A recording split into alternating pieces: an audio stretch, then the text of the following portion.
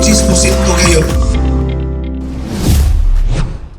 Okay, maayong adlaw ka na itong tanan. Aninasad kita sa itong update. Mga igsoon, atong giapod-apod ang one-time grant rice assistance to all government employee. Diin, isa kini siya ka administrative order gikan sa itong presidente na pwede makahatag o gimanduan pod ang LGU na maghatag o rice assistance sa mga empleyado tungod sa collective and unceasing participation sa mga trabahante nato, ang invaluable contribution, efficient and responsible delivery sa service sa publiko. So gitagaag pagtagad na may rice allowance nato na nya kanang tinuig yun, pero kani sa pinasahi ni kay tuod ni nakita sa gobyerno gikan sa national government na angay nato pasidunggan pinaagi niini matagaan og one time rice subsidy adto pa ning niaging pila ka tuig dayon nag-order kita tungod gyapon sa bidding process ato mang gitarong natagaan ang matag empleyado sa city government o worth almost 600 pesos na amount na rice. Ang nakaya gyud is 10 kilos sa gyud per employee. So kani siya duha ang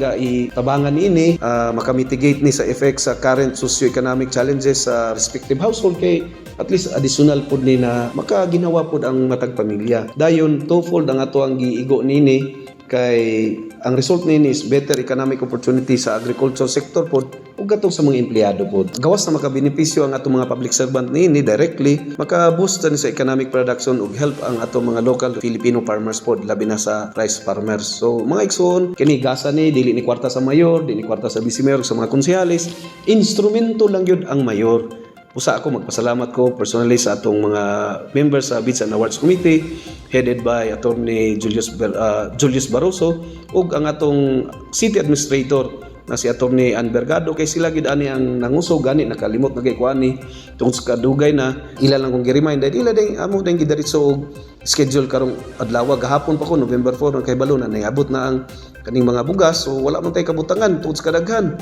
Imagine 3 mil kapin na siya na mga packages ug maulanan pa lang na so gidaritso dayon wala na pagdugay-dugay gipanghatag gipapod-apod sa ato mga pinangga nato na mga trabahante diri sa city government.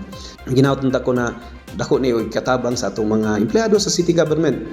Although ginagmay lang pero quality gyud ni na rice gyud gipaningkamutan nato na quality ang atong mapalit na mga bugas para sa atong mga empleyado. So kana lang, daghang salamat o maayong adlaw kanatong tanan. Salig lang ta sa atong gobyerno, ang ako lang hangyo kaninyo katawhan ang gobyerno sa Malaybalay gapaningkamot na makaalagat sa inyo na limpyo gayud o klaro ang atong pagpadagan sa syudad sa Malaybalay. Walay nagpahimulos gikan sa mayor ug hantod sa pinakaubos na trabahante sa syudad sa Malaybalay. Daghang salamat ug maayong adlaw kanatong tanan.